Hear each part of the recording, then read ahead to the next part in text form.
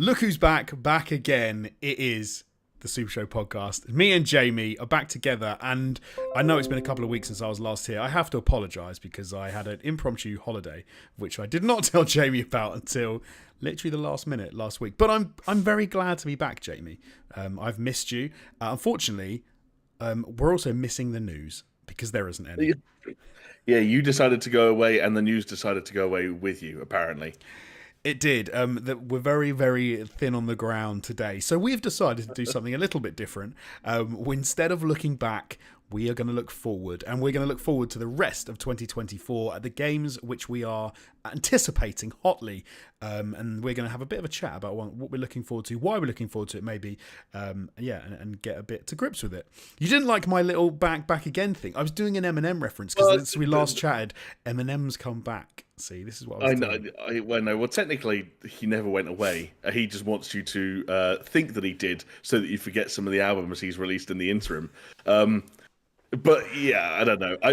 As you know, you and I haven't actually finished our conversation that we started midweek about Eminem because I ghosted you. You did, but I still haven't quite come to terms with that album yet and what I think about it. I need to, but I'm not particularly happy. Do you know what's funny about it? So I was talking to someone a couple of days ago about the new Katy Perry song that she's released, right, yes. and a lot of the criticisms apparently have been leveled at her about this kind of like, I don't know what they called it. I think they called it like 2015 girl boss feminism that doesn't really exist anymore, that she's missed and everyone's criticizing her. I was like, in a weird way, Eminem maybe has some of the same criticisms that could be leveled at him. Like he's looking back upon an older version of himself and that maybe doesn't exist anymore. I don't know. It's weird. Yeah. We'll talk about it off the podcast because this is about video games. This isn't about music. Should we start a spin-off music podcast where the first episode is just debating the qualities of Katy Perry's comeback? Like she's got some qualities to come back. Like I know. I can think of at least two qualities of hers that you're particularly fond of. I'm just wondering in more musical terms. Okay, I don't want to get weird with it. I think she looks in this music video. She looks incredible. She looks like she's worked out a lot. Like she looks absolutely phenomenal. Yeah. And that surprised me more than anything. But I'm not going to get weird old man about it. I'm just. How old is she nowadays? That's the other part that I'm forgetting. Mid-30s is she? She's 39, so she's still kind of. She's my age.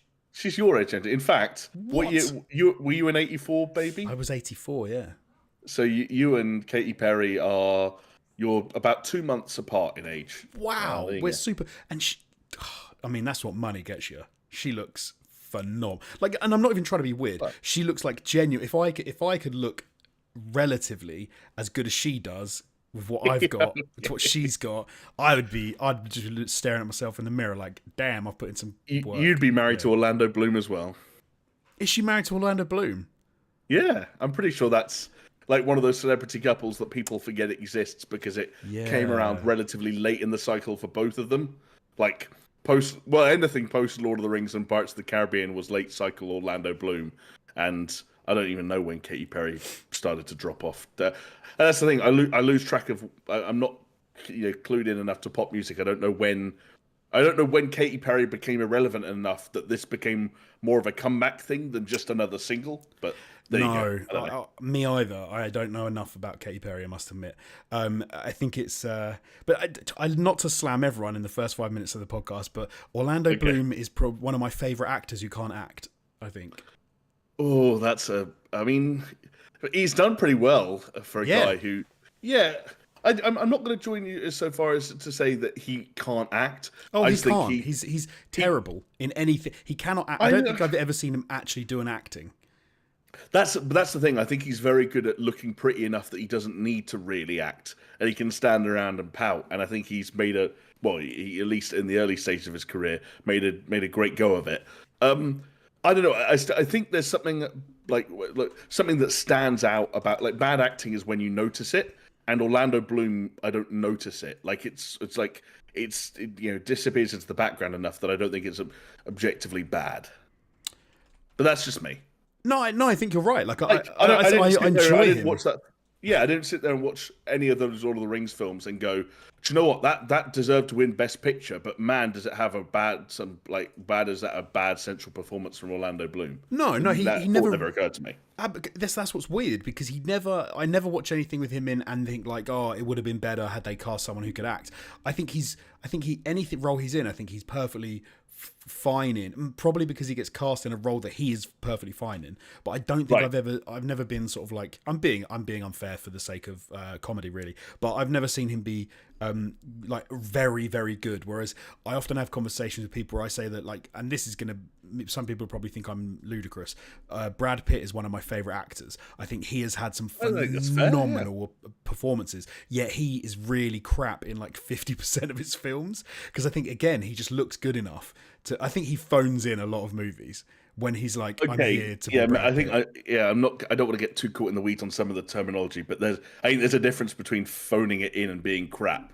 Oh no, he could be good if he wanted to, but I think he's just like, I'm here for the paycheck. But he's phenomenal in some roles. Like, I genuinely love him in some roles. Whereas I can't think, maybe I'm being unfair to Orlando Bloom, I can't think of any standout Orlando Bloom performances. However, I can't remember the name, Kingdom of Heaven, I really like as a movie, and he's the lead in that, and I think he does a very good job in the lead. I just don't think he necessarily acts in any of it.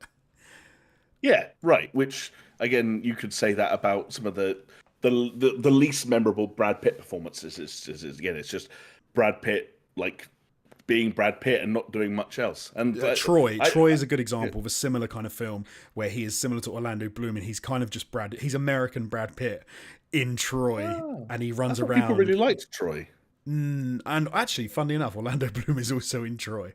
Although he's a pussy in Troy. He is, but he takes out Achilles, doesn't he, with his arrow? He's got his old bow and arrow out again. Yes, he got him right in the heel. Yeah, but let's move on from having a go at actors who are much better acting than I am and who are worth a lot of money. So you know what remains to be seen. Remains to be seen. It's not too late for them to digitally insert you into that upcoming F1 film instead of Brad Pitt. Yeah, there you go. That's what they want. Just do a face swap. No-namer to pop up as a face swap in the F1 film. Big time. Anyway, we're not a movie or a music podcast, despite what you may think. We are, in fact, a video game podcast. We are, of course, we are, of course, the Super Show. We're at SuperShow Pod on Twitter and on YouTube. I need to stop calling it Twitter because it's been ages now. We're also available on all major podcasting platforms. We're talking Spotify, iTunes, Google Podcasts, and we are on PaisleyRadio.com Thursdays at 10 p.m, repeated on Mondays at 10 p.m. So if you wanted to catch us in any of those places, you absolutely could. Or if you want to see our little smiling faces, of course, you've got to head over to YouTube. And you can watch us streaming live on YouTube, as some absolute legends have done today, and they are in chat right now, and so I'd like to give them a bit of a shout out. So we've got Magni, Jim Johnston, Rodrigo, Leo Dunlop, Aim Nestus. We have got the Funky Penguin, Just Alexing, friend of the show from the Just Interesting podcast. We've also got, I think I've said everyone. Oh, C Bing as well. So there we go. We've got quite a lot of people in the live. Thank you so much for coming to watch us live on this Tuesday. Good to see you all. This nice, warm kind of Tuesday evening. It's a weird one. We were saying it's going to be super hot at the end of the week. Yeah, it was muggy today, to use the words of my flatmate. Muggy. You may mug me off, mate. All right, we've already established your qualities as an actor. We now don't need your reel played out in front of us. This is Alex Jones reading for the part of Cockney geezer who's unhappy with the weather. Self-managed. Self-managed. Yeah, can't get a manager.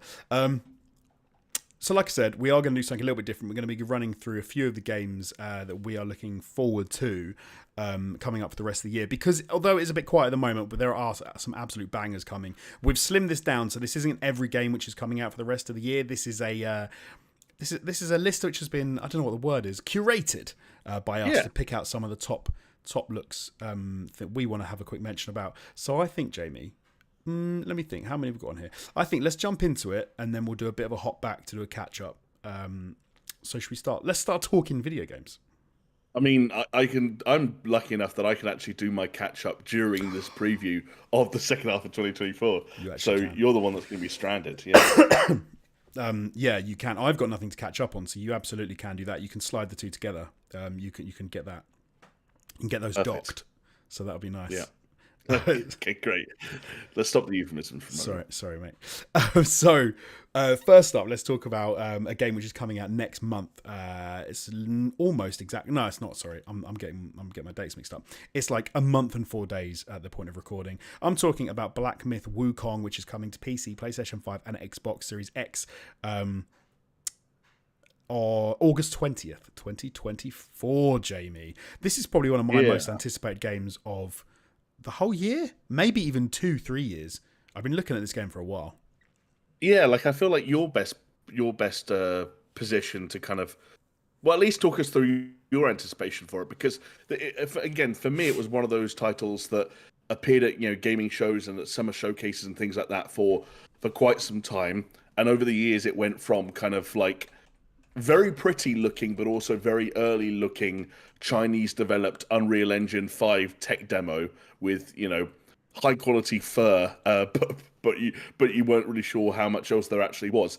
And over the course of, however many years, it's become, well, I think at least 4 years now, it's become a game that it almost feels a little bit strange to be so close to actually having in our hands. So at what point did it jump for you from, oh yeah, it's that monkey game, to that's one of the things I'm actually most looking forward to playing? Well, Jamie, to talk about this game, I have to take you back to the 16th century. Because this is, of course, when Journey to the West was written.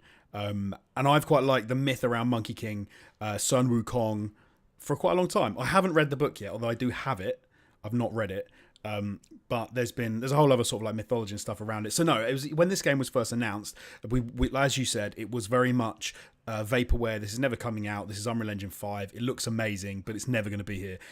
And it is coming out, as you said. It's become a game. Yeah. We've talked about it a lot in respects of maybe it being a FromSoft-like game, insofar as it's going to have hard as nails bosses, and is it going to just be a game where you're sort of like judging invincibility frames and rolling and stuff like that? But what's interesting about, I think, the mythology and how those two things go together, and which we have seen come out in some of the gameplay, is the Monkey King he has a whole host of powers available to him, and we've heard I don't know how many of these still remain in the game. We've heard multiple things like he can turn into different animals, he can fly around like a fly, he can grow really big, he can duplicate himself by the hairs on his body, like jump off and they turn into versions of him. Even up to like literally a couple of weeks ago, where we were looking at clips from the game of you actually fighting multiple enemies and taking them on pretty handily with your kick-ass staff and battering them, and people saying this is not a FromSoft style game. Like, you are kicking the crap out of multiple enemies at once. So trying to actually just gauge how the fighting's going to feel versus some of the... I saw something, and maybe this is going to be unfair, I saw some of the traversal stuff where Monkey King is literally just jumping around, and it didn't look that great. Which kind of worried me a little bit, because that was only a few weeks ago as well. But that could have just been situational. It could have been the fact that, do you know what? Yeah. This is a game about fighting, and actually, when you're walking around the environment, maybe it's not as slick as the combat. Yeah, for sure. I also wonder if sometimes there's an element where third-person sort of platforming, let's call it, or third-person parkour almost, in the context of some of these action role-playing games and Souls-like games, sometimes looks slightly jankier when you're not controlling the inputs yourself. Yeah. And don't get me wrong, there are plenty of games with beautifully fluid, third-person parkour kind of traversal systems. But I always come back to the Star Wars Jedi games, and I remember going all the way back to Fallen Order when that was first revealed at kind of that E3 kind of window prior to its release, and all the way through to playing Survivor. I'm always like, there's something about the way that those like double jumps and the wall runs and the force pull into the rope grab into the rope swing and all that stuff. Something about the way that all connects that looks a little bit janky and a little bit clunky when I'm watching someone else do it. But as soon as I'm doing it, and I like I said, the inputs are my own, the timing is my own, you kind of become a little bit more forgiving over some of the, let's say, the less fluid transitions between animations or whatever it is that's kind of catching your eye when you're just watching gameplay. I think, like, when in football we talk a lot about the eye test, like someone who, it doesn't matter what their actual attributes are, sometimes you just look at them and you're like, oh, that there's something about them that I can see that I couldn't quite quantify or put to words. I think there's an element of that with games where it's just like, what's it going to be like with a controller's in my hand? How much fun am I going to actually have? How good will the things I'm seeing feel? Those are the questions that I'm fascinated to hear the answers to when it comes to Black Myth Wukong. And that, I think you make a great point. Those are such important things when it comes to video games. Like, I would even go so far as like saying you could see certain elements of Red Dead 2. Like if you take some stuff in isolation from that, you could say, oh, this looks a bit janky. The movement looks a bit weird, like moving up and down this platform or these steps. Like I had moments myself in that game when it was like, oh, this doesn't look quite right, doesn't feel quite right. But that game is absolutely phenomenal. But if you took those bits in isolation and you tried to clip them out and show them, it would look a bit weird. And I think the thing that always gets me, and I've thought about this a lot in the past, is when you're designing a game like a game like this, like a fighting or game that's primarily a fighting game, the parts that are sort of the interconnective tissue between those fights and how you get from one to the other are still based on the same engine usually and the same movements, because that's just how games work. They can't suddenly have you go from being able to do this set of abilities to being able to do like completely different like control scheme because the engine's setup's changed. And so sometimes you do get some weird movement around scenes and the environment because they're trying to, the two things have to kind of marry up. And when they do change those things from fight to environment, then it's weird and it kind of doesn't make you feel the game's flowing very well. So actually it could just be the fights are incredible, the way that they've tweaked everything and the movement, and that doesn't quite look great when you clip a bit out of walking around the environment. But at the end of the day, do we care if it's 99% about the boss fights and the battles and everything? Are we really that bothered? Probably not. Yeah, I guess not. I'm still kind of fascinated. The balance, as you kind of suggested a couple of times, the balance between more traditional action role-playing game and more Souls-like game is going to be really interesting to see how that plays out. And like, I'm not opposed to kind of wherever it lies on that spectrum. Like, I think as long as it, justifies, the kind of the game design decisions it's making.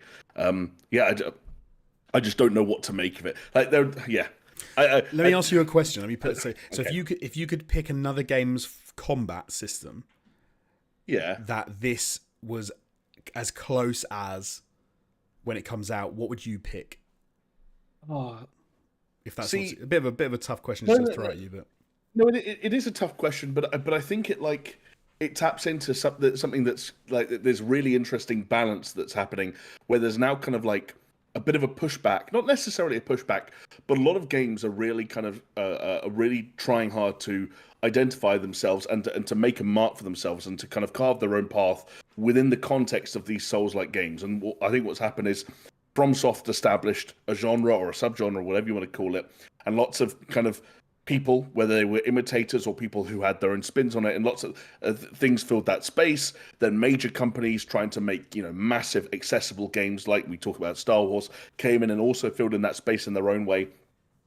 But I'm not suggesting for a second that kind of subgenre or whatever you want to call it has been kind of exploited, or that there's land that isn't necessarily there to be grabbed anymore. But I think that games are being a lot more cautious nowadays, especially games that are coming out in the next couple of years, are being a lot more cautious to kind of like try and claim their own patches of territory. And we're seeing it with Black Myth Wukong. We're seeing it with other games. What was it, Phantom Blade Zero? Like a lot of these games where people they're having the debut trailers and they're going, we know we look like a Souls-like game, but we promise we're actually more like this and more like that. And a lot of what they're leaning into are more traditional, third-person action games of yore, where like the character action game in the vein of a Devil May Cry was the thing that you would emulate before, From Software came along and completely changed it.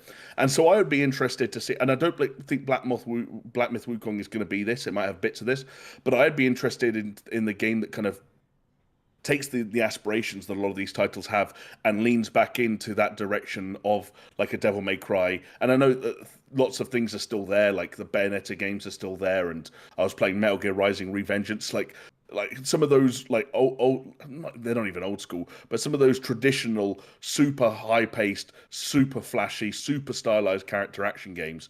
And it sounds like there's going to be a bit of that of Phantom Blade Zero, but it's again the balance between the two. That when it comes to Black Myth Wukong, I'm not sure where it's going to land, but I kind of want it to be more of more of that character action game than more of the Souls-like, sort of side of things. But I don't know. We'll see. We'll see. No, I think I'm kind of with you. Like, I think I would like I've had a little bit more time with Elden Ring, and I have got a little bit more love for that FromSoft style. I do still find it trying, and so the idea, like you've said, if you could have a little bit more of that Bayonetta style or Devil May Cry style action thrown in there, or obviously even if you want to make it more simple and say if it felt almost something akin to oh blimey, like an Arkham Knight or something like that, with the Batman sort of like, chaining combat and stuff. I'm not opposed to that. I wouldn't. Yeah, exactly. I wouldn't be opposed to that either. There is something that FromSoft just gets so right with big bosses and otherworldly bosses that just makes it seem to work. So maybe that's why. Maybe that's one of the reasons why, for one, you can have such. Because obviously the problem is, if you're trying to hit a boss and you've got, you're playing a game like Arkham, then they have to be of a certain size and they have to be of a certain, you still got to be able to vault over their head and slug, and you can't do that if there's some giant flamey tree thing with a bomb, a mace and a shield and all that. So obviously FromSoft that kind of solved that riddle. And Black definitely seems to have some pretty crazy bosses in there. But no, definitely interesting to find out. Looking forward to it. Like I said, not long now, next month. And something else you don't have to wait that long for is Concord coming to the PlayStation 5 and the PC, Jamie. But you know a little bit more about this than I do, for one, because you've played it. Yeah, I have. And you know what? Like, you talk about us not having to wait too long for Concord. You can wait even less time, because I want to say the beta that I was playing this weekend just gone is going to be available to just about everyone this coming weekend, assuming you're listening to this podcast in good time, and I should hope you are. But I ended up playing in the beta in the weekend just gone, because whilst I believe it was originally just for people who had pre-ordered the game, I think it was opened up at one point to people who had some tier of PlayStation Plus. I'm not sure if you could even just have the base tier of PlayStation Plus and get in there, but I downloaded it on a whim, and I was like, "Is this going to let me play it?" And it did, so I didn't really stop to ask too many questions. That being said, like, and a lot of this is covered in sort of a lot of the content that's already gone up online. In particular, Skill Up's video kind of covers this. There are some potentially worrying signs, not just about the fact that they allowed PlayStation Plus users to get involved at the 11th hour, but also, like, you look at some of the numbers and the fact that, like, this was a title that I actually reached out on the Discord at one point, because I didn't know that I could get access to this, to the beta, but I knew that everyone who pre-ordered had the ability to invite 5 friends to the beta. Right. So I was like, oh, all it takes is one person on our Discord server to be, like, really big on Concord, and I might be able to swindle my way into an invite here. And, like, no one had, and I wonder how many people have in general. Yeah, and well, we talked about this before, didn't we? One of the problems Concord's got is it's a new IP that's not free to play. That's actually sort of vying for an audience, which there are quite a few good options in that category. Yes. And who's actually going to drop the cash to go and play this? Which is a shame insofar as, like, that cinematic trailer we saw the other day, it really reminded me of Beyond Good and Evil 2, the trailer we had like a number of years ago that looked incredible, and it was just like this weird sci-fi adventure with a crew, but it's not that at all. And it's like they're trying to get you in a few different ways, and they almost had me with that trailer, but knowing that it's not that at all in the actual gameplay is well, it depends what you mean by it's not that at all. Like, yes, it is still like a character-based PvP like FPS game.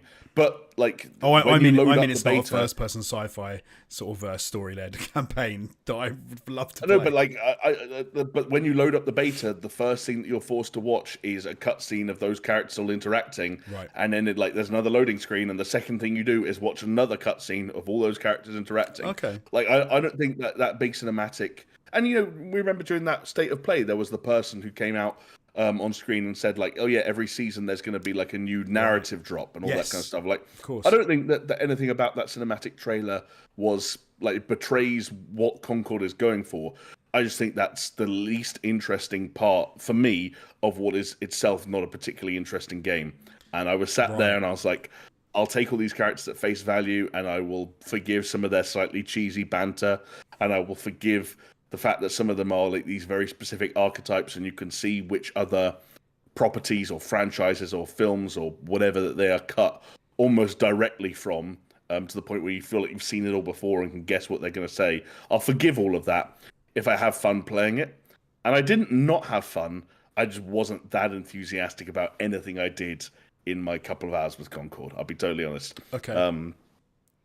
I think that it's...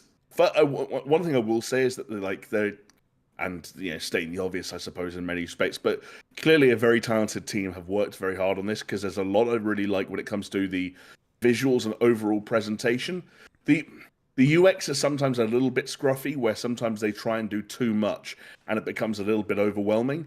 And when you combine that with the fact that I think their onboarding in terms of getting you to grips with the characters and their abilities is not as good as it has been in titles like Overwatch, for example, where I feel like Overwatch, there's that immediate tutorial where like you're forced to play a Soldier 76 and you get to grips with his different abilities. And then in that same environment, you can like hot swap to all these different characters and go around and test your abilities on dummies. As far as I can tell, in the beta at least, there's nothing like that in Concord. So you kind of most people's first experience will be like having 2 to 3 seconds to quickly try and take in what a character does or what their weapon is, and then picking them, and then all of a sudden they're in a game.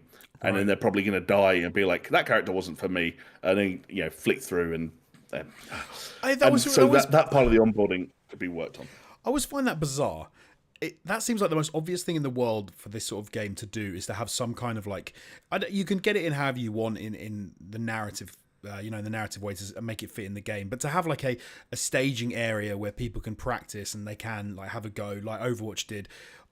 That's the fact that loads of games don't do that. When you think that actually that might even be useful when you're designing the game and you want to have a play around and feel how the characters feel to use.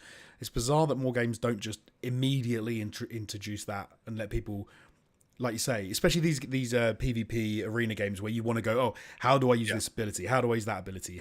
How does it feel to be this character? Like you said, without having to play multiple matches as multiple characters. Exactly. That might be something that is in the full game at release. That might be something they're working on down the line. I don't know. But yeah, you're absolutely right. Like, I don't know, thousands of people will play Concord for the first time in the context of this beta, and that's what we're evaluating on in this conversation. And I couldn't agree more. I think a lot of people's first half an hour with Concord is going to be really messy.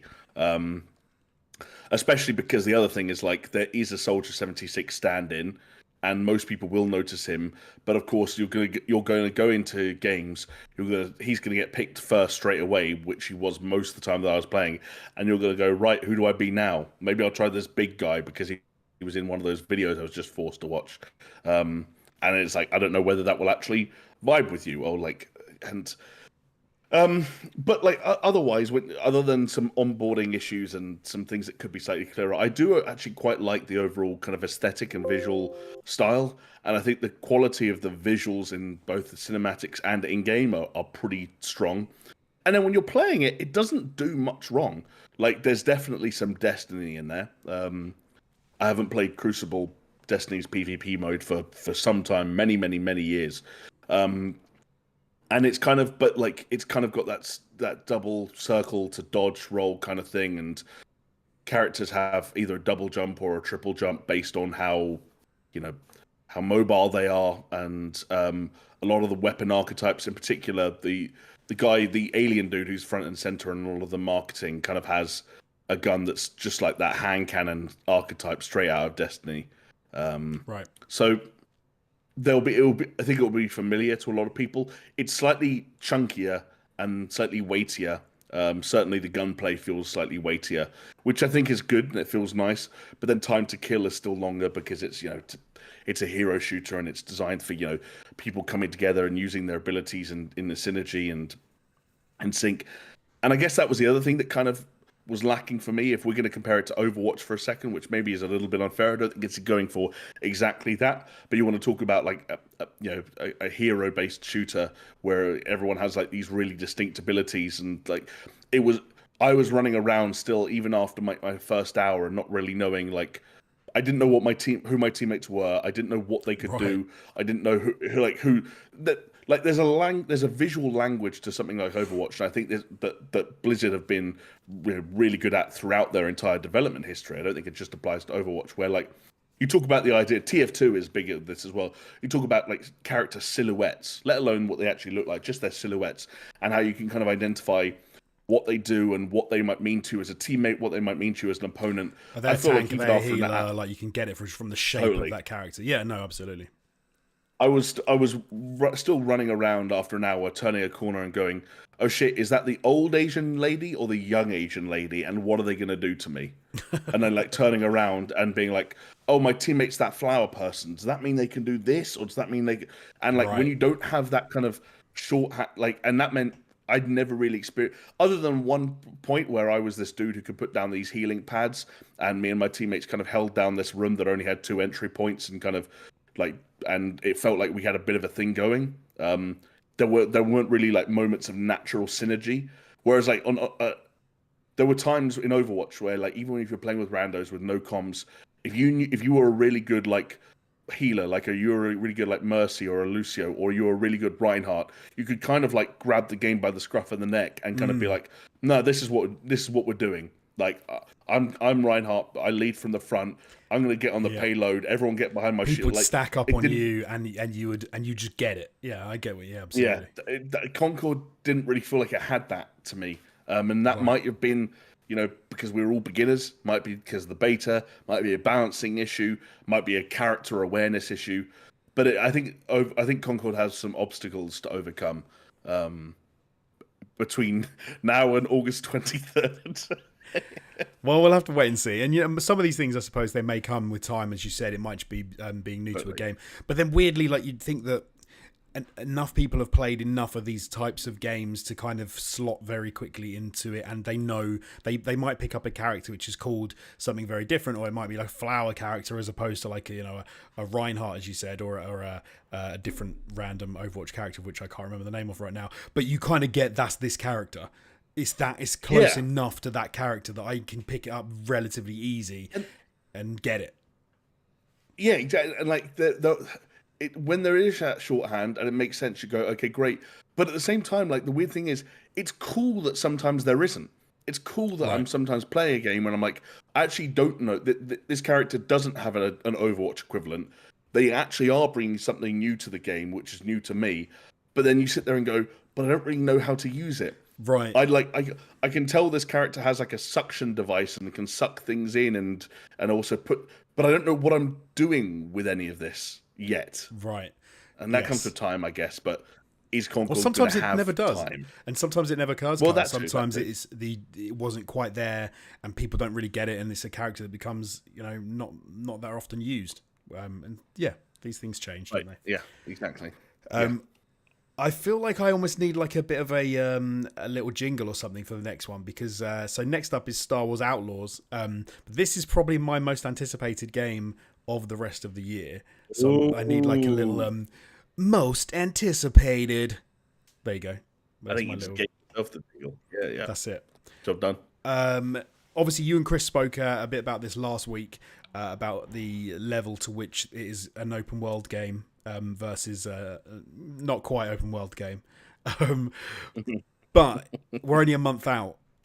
So yeah, Star Wars Outlaws. I'm excited. I'm hopeful from what I've seen, what I've heard, what I've listened to on the podcast last week. Obviously, where are you at? Let's sum up everything you're feeling about Star Wars Outlaws and where you're at with it at the moment. I'm hopeful. I think I'm kind of fortunate in that some people really don't want this to be a Star Wars Ubisoft game. They don't want to load this up and think, oh, I'm playing an Assassin's Creed or a Watch Dogs with a Star Wars filter over the top. And then other people like myself with far lower standards are also totally fine with that. So I do feel like I'm in a bit of a win-win situation with Star Wars Outlaws. A lot of my hesitation to maybe join you on the most anticipated game of the year title is that I'm just not a massive Star Wars guy. But what I do respect and appreciate is that this is doing some Star Warsy things that other games have, oftentimes, circumvented for various reasons. Like, I like that this is not a game about the Jedi. I like that this is a game where you play as like a rogue, scoundrel or whatever they keep referring to it as, who has a blaster. I'm curious to see how some of the open world trappings that Chris and I discussed last week played out.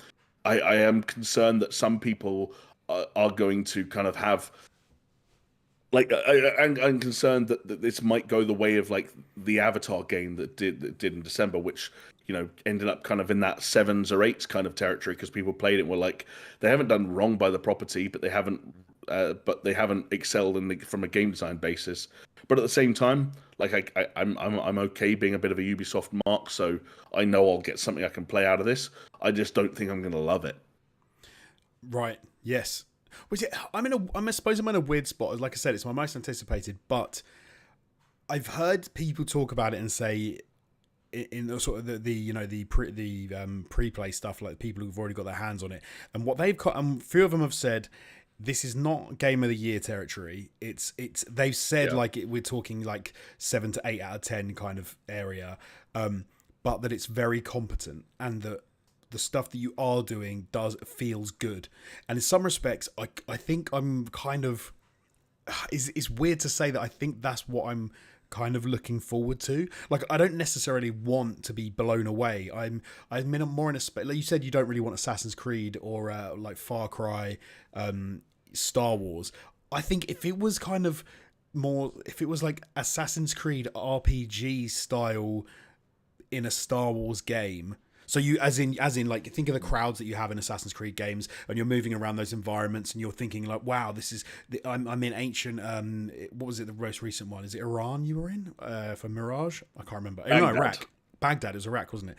So like, you get to see some of those locations and be wowed. If I get to walk around like Tatooine or Hoth or any of those other cool like Star Wars places, and it's busy and there are people and there are traders and you get to sort of like enjoy that environment, I think I would be really down for that. And I don't think it necessarily has to be a all singing, all dancing, 10 out of 10 amazing narrative Star Wars. And I think part of the reason being, like you, I'm not a massive Star Wars guy, but I like the Star Wars IP, which means I do think in some respects, and we've talked about this before, I think I can kind of enjoy it a lot more than some people can because I'm not that wedded to the Star Wars IP. So I can enjoy the fact there are blasters and there are lightsabers without having to worry about going, they've got this wrong, like in that respect. But if you can enjoy it, if you enjoy it in one hand, but maybe it doesn't elevate it on the other hand, like you're not so enthusiastic about the Star Wars brand that it makes something like average better all of a sudden. With all due respect, what makes you think this is going to be like the first Ubisoft game in years that is going to like truly grab you? I think, like, what makes you think that they're gonna pull this out the bag after however many years you're on now of like not vibing with, or what I think you vibed with like Assassin's Creed games, but like I can't remember the last time you finished a Ubisoft game. The last so they always, I don't finish them often because they're really long. That's why I don't often finish them. Now that is totally valid. But I usually do vibe with them. But I vibe, like, for example, I thought Watch Dogs Legion was like pretty decent. I didn't hate it like a lot of people did. Agreed. Like Mirage, I would say that I'm still playing Mirage, although it's not that long and I haven't finished it yet. They've sort of. But then, like, even like Assassin's Creed Valhalla, I sunk a lot of hours into that whilst I actually didn't finish it. I was the same with what's the one before? What was the Greek one with Alexios? Odyssey was Greece and Origins was Egypt. Odyssey, I played a decent amount of Odyssey. I didn't play that much Origins, to your annoyance, I know. I forgot about that. But I often do vibe with Ubisoft games. What I get annoyed about most with Ubisoft is the fact that they don't vibe with their own games, it seems, and they kind of just like let them fall to the wayside. I will be absolutely honest with you. I didn't play Far Cry 6 yet. Whilst it is my plan to do so, I wasn't that big on Primal. I didn't play Pandora, the Avatar game. Avatar. Yeah. They are, so they're not. It's not that I don't vibe with Ubisoft. It's that I think they do put out a lot of content, and I enjoy it. But yeah, you're right. I don't finish it. Maybe this is the one. Maybe this is the Ubisoft game that I do finish for the first time. It could absolutely be. I think Assassin's Creed 3 is maybe the last Ubisoft game I actually finished. And plus, the other thing I'll say is that whilst I started that question by suggesting that the Star Wars brand won't elevate it for you because, like you said, you like Star Wars, but you're not overly attached to it. Even if you take away the Star Wars brand itself, it still then is become like a sci-fi game with alien races and space travel and exploring planets and using blasters, and like that is sounds pretty cool. Correct me if I'm wrong, but that still is your speed, perhaps even more so than like historical action adventures might be. Yes, absolutely. I mean, blimey, I finished. Oh God, what's it even called? I'm gonna need a clue. The sci-fi spacey game that came out Xbox earlier in the year. Starfield. Jesus Christ. I finished Starfield.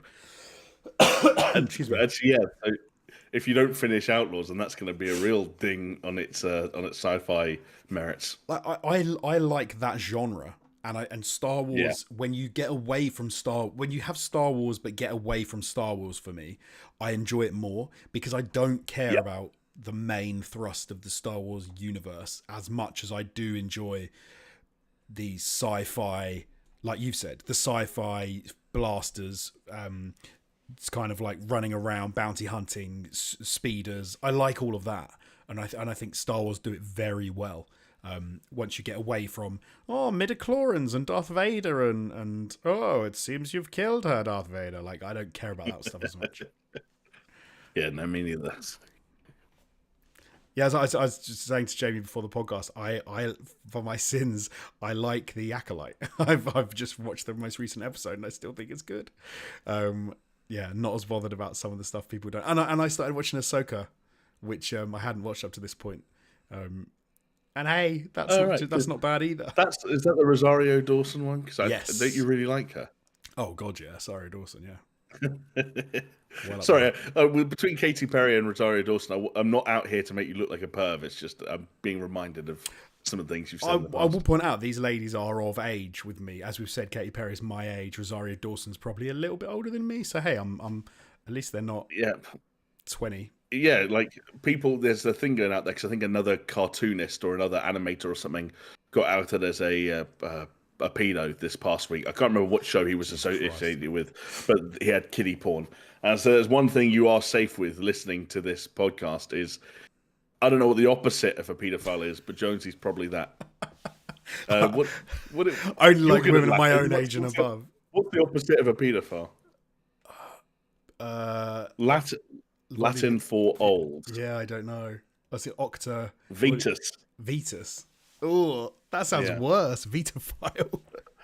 Jonesy's a resident Vitophile, everyone. Lock up your grandmothers. Katy Perry's 39. What's Rosario Dawson, like 42? I don't even know. Crazy. Oh, have you seen her husband? Rosario Dawson's been around for a while. I have not seen her husband. I mean, he's like some politician. Oh, she's only 45. I thought. There you go. Okay, I don't know why I thought she'd be older. And she's married to. Oh, I don't know who she's married to. It's not on her. Some it's American not on her little thing, Bobby. But like when you see a picture of him, you're like, I could dance with him. I'm not. She's not. She's not well outside my grasp if she's with him. But then again, I'm not I don't know if they're together anymore. Even better. Oh, because she was in a relationship with U.S. Senator Cory Booker. That was it. Cory Booker. Their relationship ended in February 2022. I feel bad. But then at the same time, in December 2023, Dawson announced that. Oh wait. Oh no, that's a completely different thing. Rosario Dawson's adopted daughter became pregnant in 2023. So Rosario Dawson is in fact a grandmother, hence Vitophile. Then I accept. That's fine. Yeah, there you go. Anyway, should we? Anything else you want to mention? You want to say about Star Wars before we move on? No, I'm just glad that it's coming out, and I'm glad that we've got some things to look forward to in August. Because as I sit here at the time of recording, and with all due respect to the Concords and the First Descendants and the Zenless Zone Zeros of the world, the July is starting to feel a bit dry. Yeah, I did that thing yesterday where I was sat on my PlayStation, like look, like you looking through re-looking through the PlayStation Plus game catalog the same way you re-look through the fridge, and you know there's nothing there, but you're like, I but what so if I know what check you mean. again? Yep, I know exactly what you mean. And you keep just Yeah, opening the door. Just go, oh no, yeah, I still don't want that. yeah. No, That there's still just this one thing that I can't make without this other thing. So, yeah. yeah. Okay, well, let's move on. So, Stalker 2, Heart of Chernobyl comes to PC and Xbox Series X September 5th, 2024, which is shocking that is actually not that far away. That is horrifying. We obviously talked about Stalker 2 a little while ago when we watched it at the Xbox conference, because I think one of the things that I want to say we both took away from that was how good Stalker 2 was looking, whilst at the same time both of us being a little bit terrified about the fact that it would make us very afraid. Yeah, but then what's life without a little bit of excitement? I think, like you said, it looks pretty. I'm glad that this is a game that team got to make, and I'm glad that it's a game that's seeing a light of day given some of the troubles they had during development. The other thing that I'll say is it will make more sense towards the back end of the podcast, just because a lot of them, weirdly enough, don't have dates yet. But this is one of a number of quite solid Game Pass wins that are going to happen, in the kind of the back 3 to 4 months of the year. And I know, Game Pass wins becomes a slightly more complicated subject after all the changes to the service that Chris and I had to wrestle our way through on last week's podcast. And so I understand if there are some people out there that are less enthusiastic about Game Pass as an offering in light of some of those changes. But as someone who plans to remain subscribed and plans to use it to especially continue to find things to play on the PC, like having something like Stalker 2 just drop at the beginning of September, and knowing that I can kind of like risk-free just jump in and see what I make of it. That's still a cool perk for me. Yes, no, me too. Also, blimey, I realised the other day I saw an advert for the fact that you can, if you go to I think it's the top tier of the Game Pass, then you can stream Xbox games to the MetaQuest 3. Which I was like, ooh. Oh, weird. How does that work? I don't know. I need to. So basically, like it streams it to it, and you play it cloud gaming on a obviously virtual display, and you can use a controller. Okay. So I was like, ooh, because I've been dabbling a lot more with the VR recently, I must admit. Yeah. But no, it's worth a shot. Yeah, but no, I'm keen to give Stalker 2 a try. Like I said, I'm not good with games that. Scary games at the best of the time. I think I get too into it and then they freak me out. But yeah, I was very impressed with the trailer that we saw, and like I think it's been on our radar for a while. I know we both talked about it before, but not one I've maybe considered playing because of the freaky side of it. But actually, it kind of looks like one that I don't want to miss out on. So maybe I will have to jump in and have a little play at the very least. For sure. We've then got the day after on September 6th. Something that I think we are both very excited, very happy about, is Astro Bot coming to the PlayStation 5. This was, given the fact that this was one of the standouts from the PlayStation Showcase, it's still a little bit sad, but at the same time, we've talked about this a lot in the past. We've said multiple times since the PlayStation 5 relaunched, since we got Astro's Playroom, like how good it would be if they released a standalone Astro Bot game, like a proper full game. And the fact that we're getting one does seem pretty sick. Yes, absolutely. In fact, Jonesy, can I go one step further? And this might shock you. Yeah, go for it. Can you do the jingle, please? Most anticipated. Really? Yeah, I'm saying it. Nice. Yeah, genuinely. Okay. And cool. Do you know why? Like it looks very cool. It looks wicked. Oh yeah, I think it looks sensational. And I was thinking about when you were talking about Outlaws, and you said that was your most anticipated. And I was thinking about recent years and where I was at this time last year or the year before, and again, don't get me wrong, a lot of it is Sony first party. I apologize, that's not a trend that's intentional, but it is things like Spider-Man 2 this time last year and God of War Ragnarok the year before. And I was like, the kind of like the palpable anticipation that I felt for those titles, where I was like rushing to book days off work the second the release dates were announced, and fawning over every detail that emerged. There's nothing coming out between now and the end of the year that has me feeling like that. And so, the more I looked at these titles, the more I was like, rather than just kind of sit here and be really optimistic for, I'm not going to jump the gun, but there are a couple of games, Outlaws included, that I could sit here and kind of like say, yeah, I really hope I vibe with that. I'm just going to go with the game that like I know is going to be a pure joy, because even if it was just more Astro, and it sounds in some respects like they're going to go above and beyond that, but even if it was just more Astro, I know that no game is probably going to put a bigger smile on my face than that game will. I remember when I first played Super Mario Odyssey on the Switch, and I was just like realizing that I was smiling as I was playing in a way that I kind of wasn't used to. And I get the exact same vibes from that Astro Bot trailer that you referenced. And I really don't think I'm going to have more fun playing anything else between now and the end of the year. I don't. It's interesting. I replayed Astro's Playroom not too long ago, and in some respects, I think I was kind of like, oh, this is more of like a confined experience than I remember it being. But at the same time, I was like, oh, but this is such a well refined game, and it was only. It was more like a test bed for you to sort of get to grips with all the aspects of the PlayStation 5, and the prospects of what a proper full game just being about Astro Bot could be is genuinely exciting. And to see how they really push that and what they do with it. So no, I'm with you. I'm excited about it as well. And a little bit of inside baseball, as I was making the thumbnail for this episode, my son came up behind me, and the only thing he referenced, apart from something else that was not on here, was he said, "Oh, Astro Bot," because he absolutely loves Astro Bot, Astro's Playroom as well. So I'm sure we will be going to town on it in my house. That is for sure. Then a game which. You wouldn't necessarily have to wait until September 9th to play. Oh, don't joke.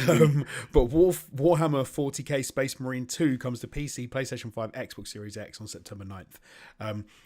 This is another one that usually wouldn't be on my radar, but I think for the last couple of years, every time I've seen this shown anywhere, I'm like, damn, that game looks like it's going to be freaking incredible. Yeah. Just like... Yes, like it looks like a horde shooter, which I'm gonna be going, please, Jamie, please buy it, please, can we play it? And you're gonna be going, yeah, but you're gonna play it once, and you're never gonna play it again. I'm going, come on, man, get Steph to buy it as well, it'd be great. Do you know? But the funny thing is, and if this is any indication of like how good this looks, is I would so readily follow you down that road when it comes to Space Marine 2. Other games in the past I've needed more convincing, and I've maybe regretted some of my life choices. But I think that this looks awesome. I think, I think that 40k aesthetic has always been kind of cool. But like visually, everything they're going for, the amount of units they're getting on screen, like how crunchy some of that combat feels, both whether you're kind of like mowing down hordes of I don't even know what they're called because I'm not a Warhammer guy, hordes of things at once, to some of the kind of more up close and personal like melee based stuff that's going on. The emphasis on kind of like having that co-op kind of stuff in there, and having the various upgrade systems and customization systems. Like, it looks like they're building a really well-rounded, solid package on top of what I'm sure are going to be some really fun gameplay fundamentals. So yeah, I think that's going to be an absolute blast, Space Marine 2. I really do. And I'm going to wait for the finished game to come out. I'm not going to make Saber or Focus sad by playing the unfinished build that may or may not have made its way onto the internet this week. Yes, which we are not going to discuss, purely because we don't want to push it in any way, shape, or form. Don't play it, folks. September 9th isn't far away. Bad hackers, stop stealing people's games. Next up, a game we spoke about a couple of weeks ago, Dead Rising Deluxe Remaster is coming to PC, PlayStation 5, Xbox Series X, September 19th. I think we said at the time, is it one that either of us going to be tempted to pick up? And I think I said I would be tempted to, because it's that's a game that I have not played for a while, a series that is very cool and I enjoy it, but I'm kind of looking. I still want to see what it looks like and how far between remaster remake is it at this point. But yeah, PlayStation 5 Dead Rising is going to be pretty sick, isn't it? That's the thing. I have similar questions. And I'm looking forward to hearing those answers, but they're probably not going to move the needle for me that much in the sense that I can see myself picking this up unless they completely, fucking, unless they screw it up in some ways that are impossible to foresee. I think it's going to be, like with Space Marine 2, more fun just mowing down hordes of shit. Literally in Dead Rising as well, because you're going to be probably rocking a lawnmower at some point, and you can probably blend some zombie faces, which is always fun. And Very true, the better the graphics, the better that's going to look. So, why the hell not? I want the most high res shiny blood possible coating the floor of my mall. It's such a great combination, like mall and zombies and like just stupid weapons. It's such a great combination. Absolutely. Yeah, who am I kidding? Although knowing now that I won't be able to play it when the kids are about is already annoying. I'll be like, go to bed, I want to play it. How young is too young to onboard kids into mall-based zombie action? I think 5, which is the age of my youngest, is probably too young. Although I did say to him the other day, and I made them repeat it back to me, the way to kill a zombie is by destroying its brain or removing its head. And they both that's how you do it. It's like, yeah, there you go. I was going to say, when does Zombieland enter the rotation so they learn the rest of the rules? Yeah, soon, just in case. The world's going weird. Yeah. So there's a lot of stuff going on since the last time we chatted. As we said, I don't know what timeline we're on. We could be on the timeline that ends in a zombie apocalypse, so maybe sooner rather than later. Anything's possible. Absolutely. We've got on September 26th, we've got Legend of Zelda Echoes of Wisdom coming to the Switch. I can't really even remember what this was like. I'm not a big Legends of Zelda guy. I played Breath of the Wild and whatever the other one was called. Tears of the Kingdom. Tears of the Kingdom, thank you. I've played both of them. Not finished either of them. Liked them. This is obviously a bit different. This is more cutesy, isn't it? Yeah, like they're going back to that kind of like that tilt shift art style that was in, what was it, like, was that A Link to the Past remake? I can't remember. Or Links to, no, I forget. I think the big talking point around this one is Zelda being a playable character or the primary character. Oh, that was it. Yeah. I remember. Yeah, this was the thing that was in that Nintendo Direct that was the other week, where they kind of outlined what the sort of the last hurrahs would be for the Switch before the presumed launch of the Switch 2. And yeah, I think obviously Metroid Prime 4 kind of stole the show at the end of that, but I think Echoes of Wisdom looks interesting. And I just think that. Oh, is this the one where she doesn't get a sword? She gets a staff, and she can copy like she gets a staff, yeah, and she can build decorate outside, so she can get high. She can get to higher places. I don't. Whilst the first things that they copy in the trailer are furniture, I don't think it's fair to suggest that it's a decoration based game. No, and again, I just wanted to echo, no pun intended, what I said at the time, which is that I think the fact that they're switching up the art style and switching up the perspective and making a very different style of Zelda, but keeping what have become the hallmarks of the two recent open world Zeldas, which is we're going to give you a toolkit that seems almost endless and can create so many different scenarios and environments that you can only assume there's no way that they could have possibly accounted for it all, and yet they still kind of have somehow. And it's the same with the various powers and abilities you get across Tears of the Kingdom, especially, where you're like, how could they have tested for everything, and how could they trust players to have these super powerful things, and how did they know that I could complete an objective this way and that way, and did they know? And I don't know, I think the fact that some semblance of that is being continued into a very different looking Zelda game is cool, and I think that would be great if that continues to be the direction that the Legend of Zelda goes as a franchise. No, I agree with you. I was reminding myself with some images of the game just a minute ago. But sorry if you hear a dog barking. That is, oi! You didn't just take your shoes off. No, that is a dog. We're dog sitting at the moment, and she's being aggy. I don't know why. No, and not a big Zelda fan.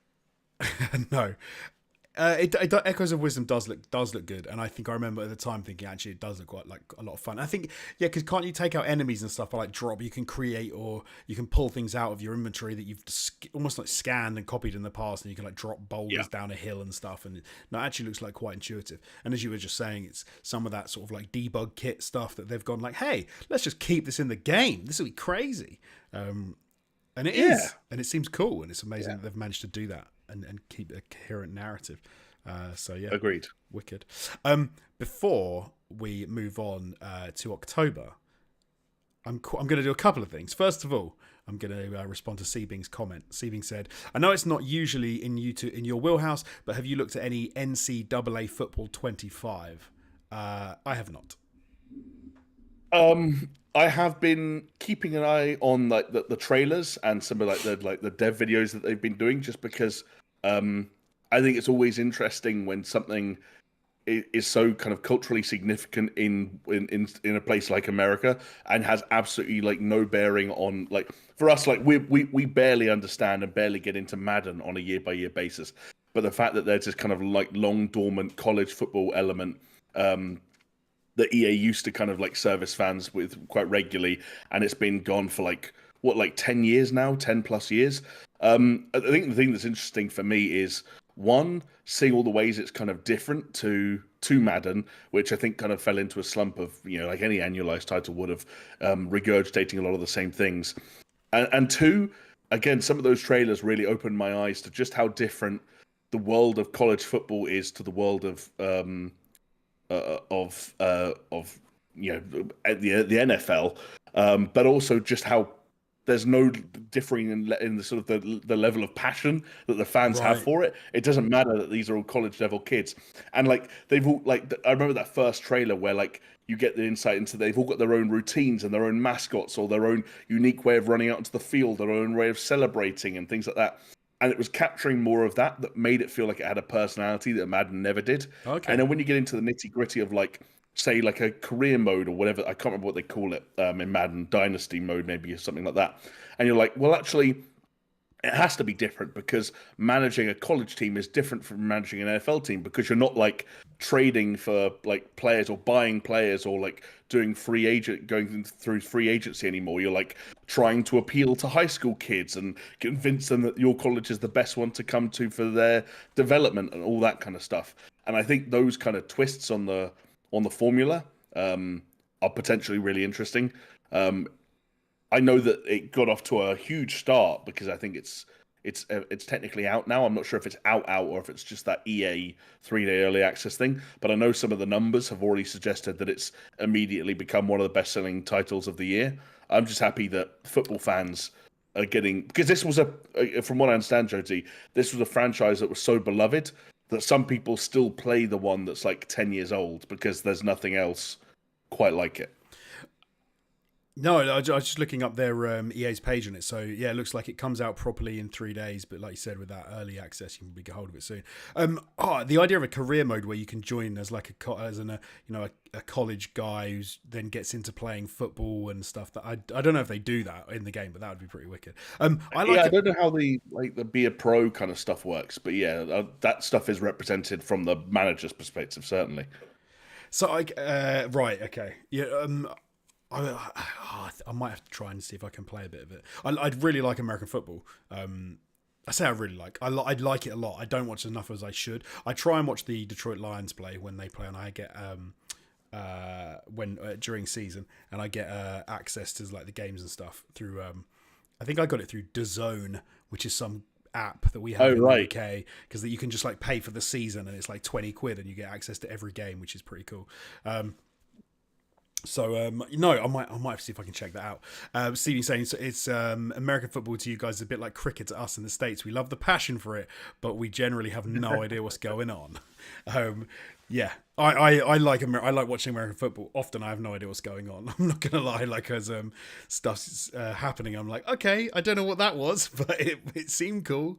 But there we go. Yeah. Yeah, so no, there you go. One to keep an eye on. I might have to. I might have to delve a bit deeper into that. Watch some gameplay. I hope it's good. I mean, I can tell you, for example, that, and this won't surprise anyone that knows him. Peaswad has been playing it the entire time that we've been on Discord. So, it's there's an audience out there. People love college football. People do, and people also love people who support them, and people that support us are our patrons who've gone over to patreon.com/SuperShow and have pledged as little as $2 to join our Discord, or maybe even more to access some of our content that we've got up as well. I'd like to give a shout out to some people right now. There are some names on screen of these awesome people. I would also like to give a personal shout out to Aaron Cameron, Athletic Gravy, Brimstone, Ice Knock Rock Salt, Jesper Camden Nilsson, Pastors Guild, Zander GTI, and the big dogs, the members of the board. It's Bretzy, aka Shell Shock, Geometric Potter, Hacksaw Book Read, Manuel Guerrero, and Peaswad, who is playing some NCAA football 2025.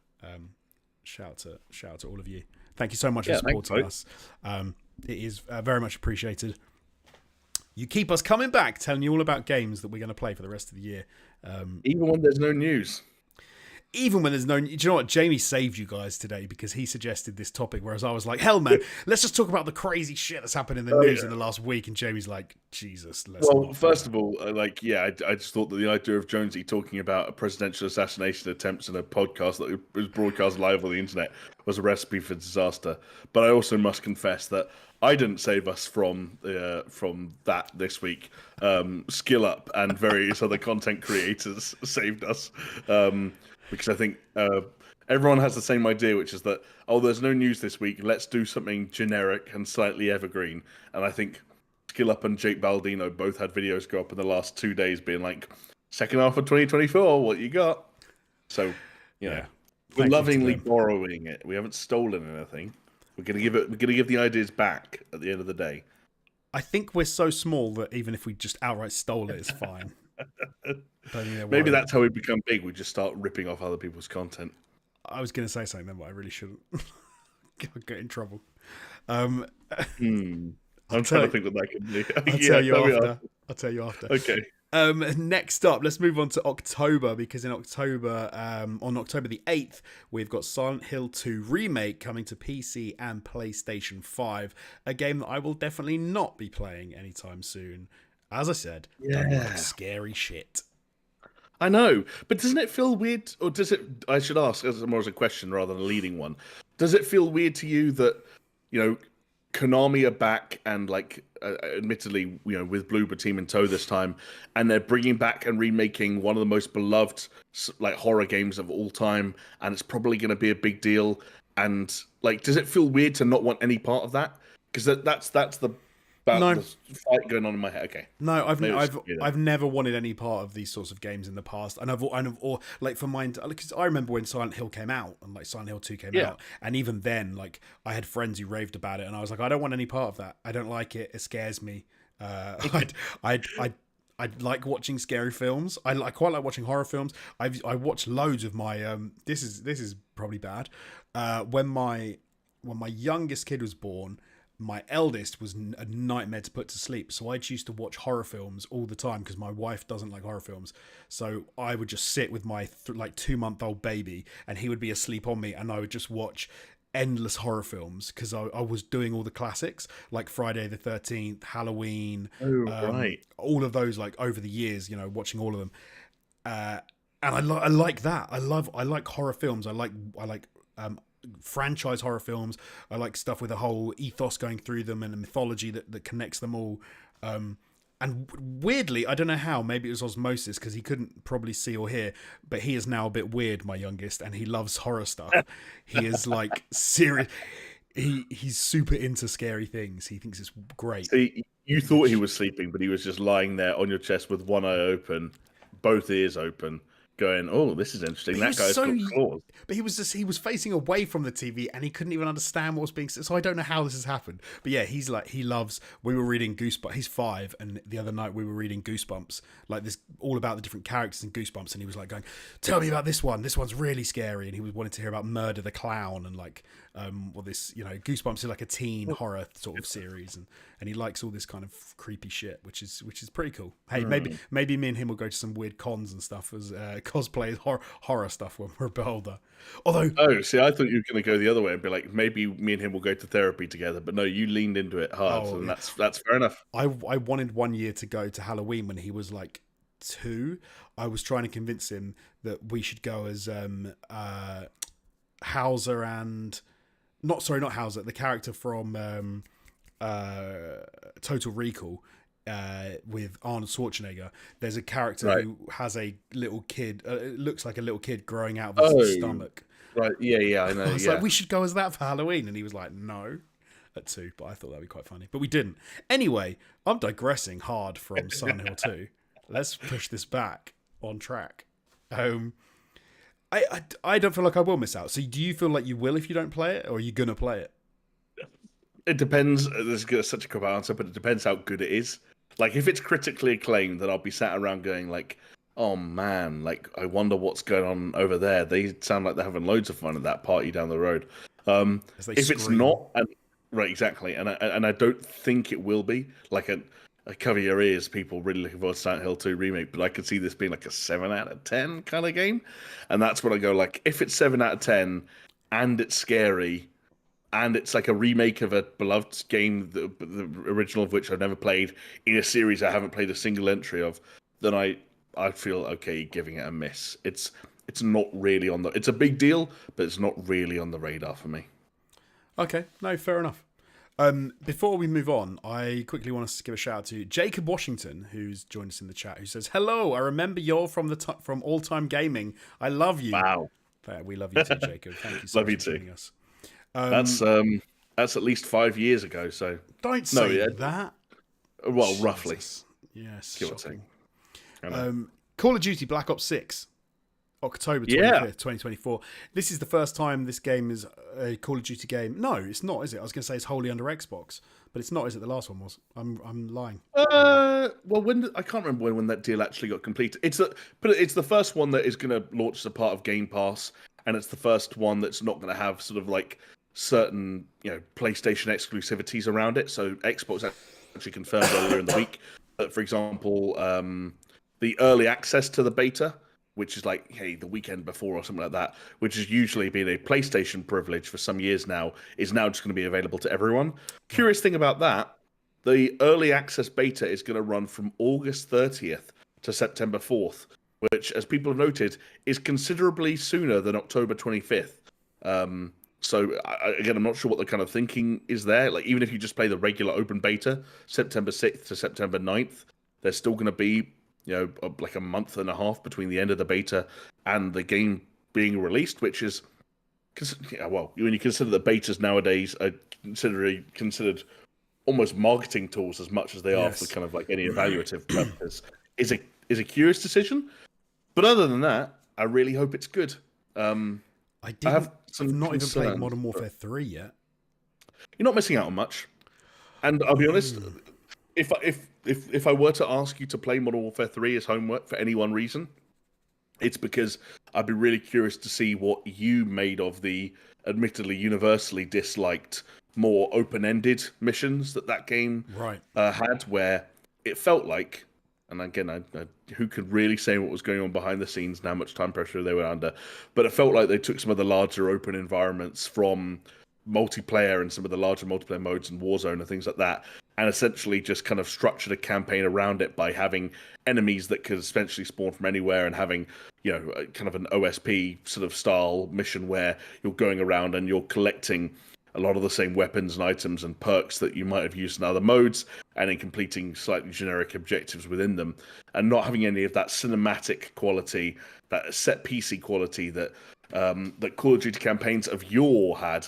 My concern is that Black Ops 6 claims to have some of both of those things. Right. And I really hope that the more open-ended, borderline open world missions that Black Ops 6 continues to have, following on from Modern Warfare 3, are executed on far, far better than they were in MW3.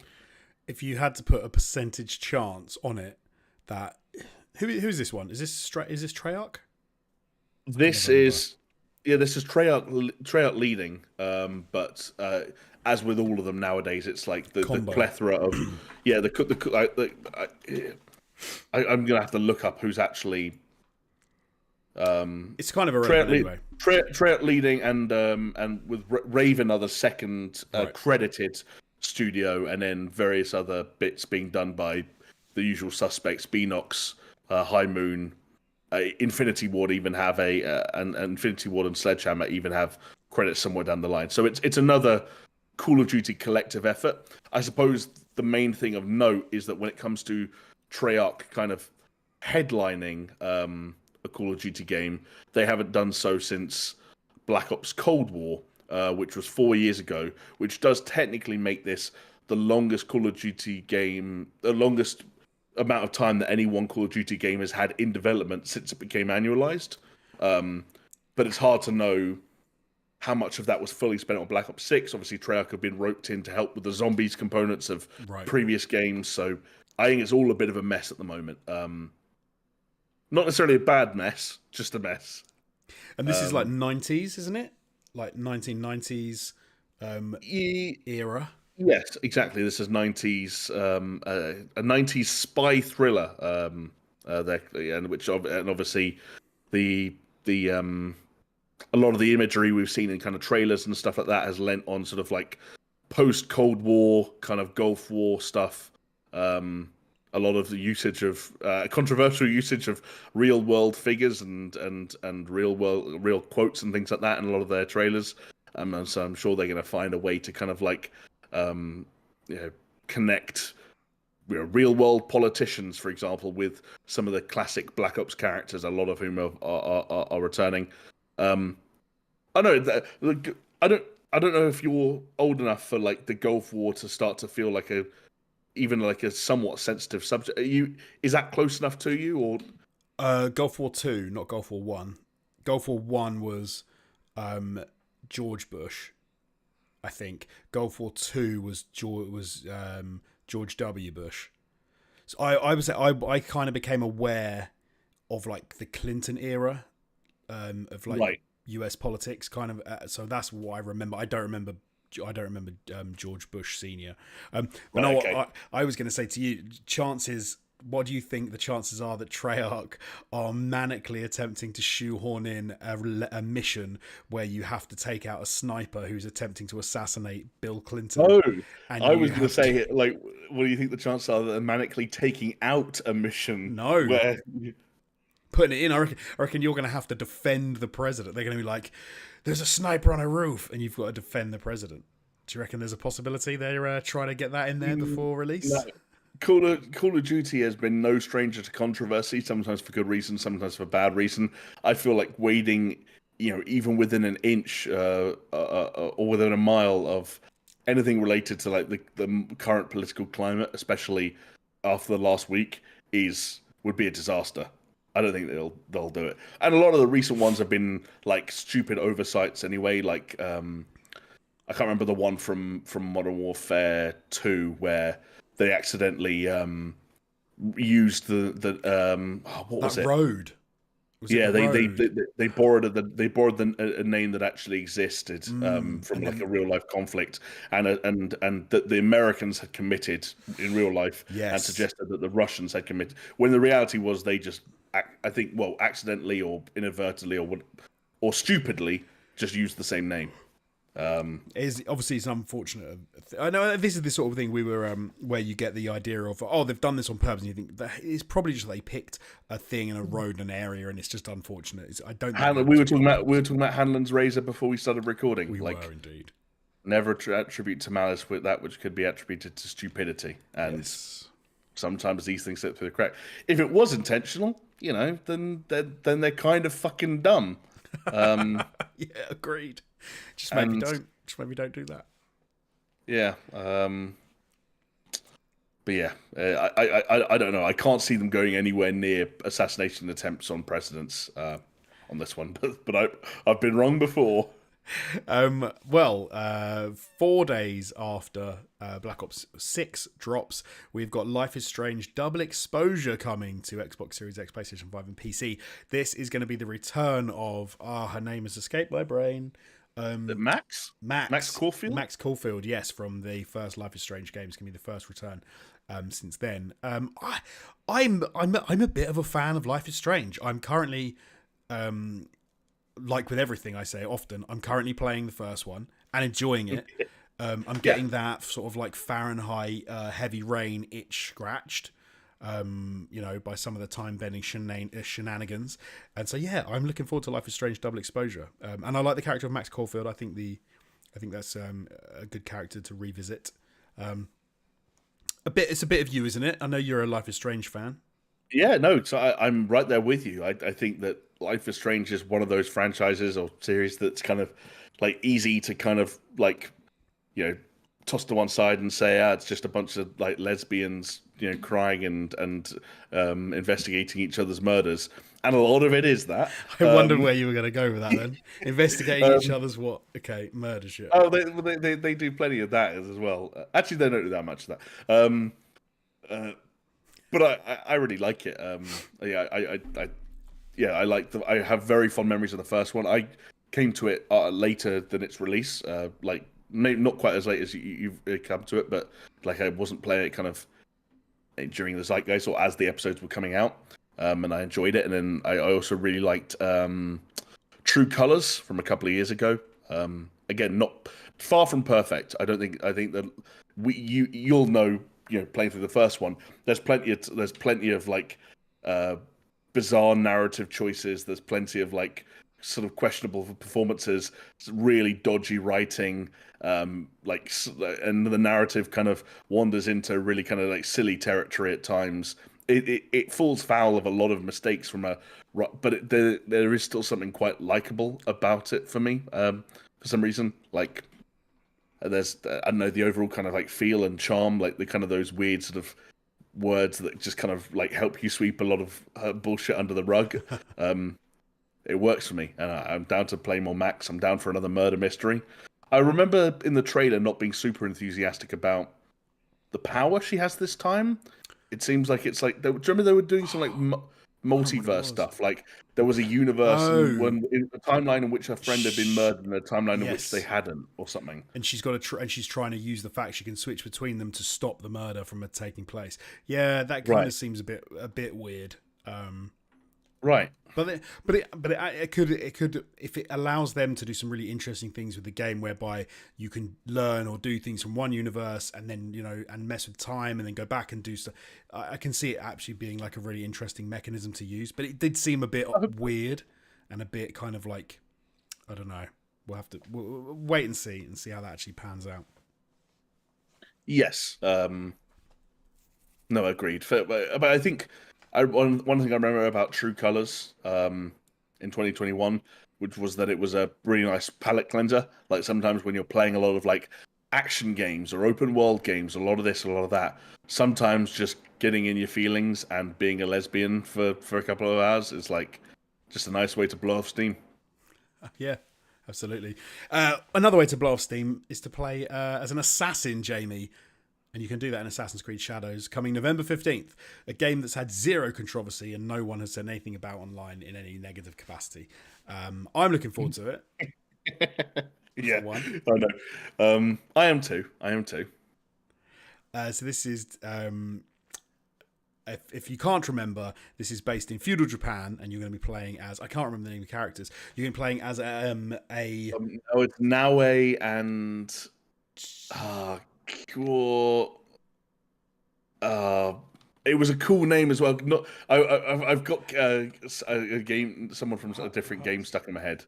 I'm cheating, by the way. I'm looking it up. No, do. To tell you I can't remember. I'm not going to be able to remember. Naue and Hatsuke? Yasuke. I nearly had it. Yasuke. Really close. Yeah, so this is obviously the idea that you're going to be playing as the big beefy Yasuke, or you're going to be playing as the sneaky stealthy Norway. Did we say Norway? No, yeah, Norway. So obviously almost a game of two halves where you're going to be playing as like the ninja style assassin, or you're going to be playing as the big bruiser style assassin. First time the Assassin's Creed boys have taken it to Japan. A lot of people looking forward to it. I suppose I'm a little. The only thing that kind of worries me a little bit about this is the fact that they seem to be saying is the way that you can decide. And I'm gonna completely go against what I say as I say it. So the fact that you can play as two very different characters and you can attack missions in two very different ways, I'm kind of like, I don't think that's a good idea. However, when I played Ghost of Tsushima, I really liked, and I made a point of doing this. I had two builds, and you could obviously switch between them really quickly, where I had my build as like the super samurai, where I was armored up to the teeth, and I had and I would just walk into villages, slow motion, and I'd just call people out, and then I'd wait and just take them out. But then I would change my outfit completely until I was super stealth, and then I would sneak in and take out some other people in a proper stealthy fashion. So I was basically play acting what you're going to be able to do in Assassin's Creed Shadows anyway, which is maybe bizarre then that I'm not.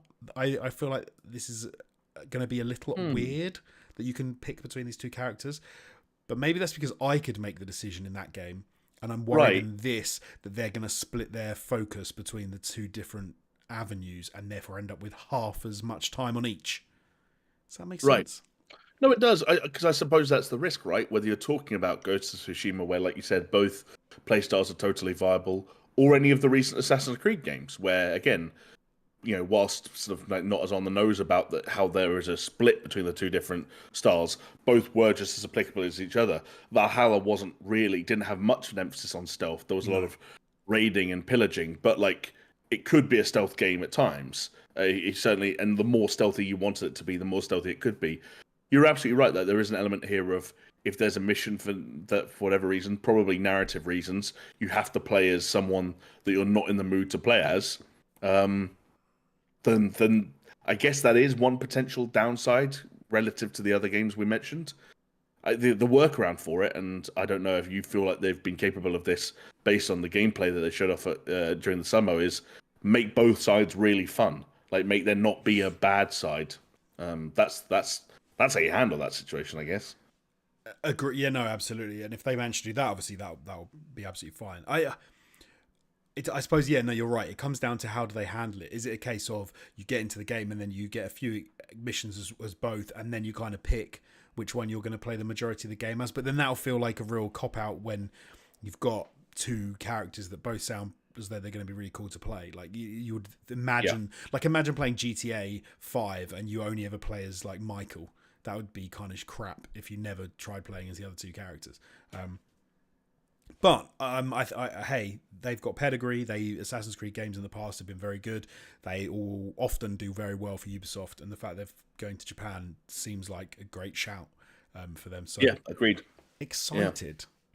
Like some people have said that Tsushima already came along and kind of ate their lunch, but I think there's absolutely room for another interpretation of Japan during that time period, and another open world that kind of like highlight. I don't actually know when they take place relative to one another, but I played that Rise of the Ronin earlier in the year. Very different gameplay fundamentals, but that was an open world game set in some kind of Japan, however many hundreds of years ago, and there was no part of me when playing that was like, oh, this doesn't. I was just glad to be exploring feudal Japan again. Right.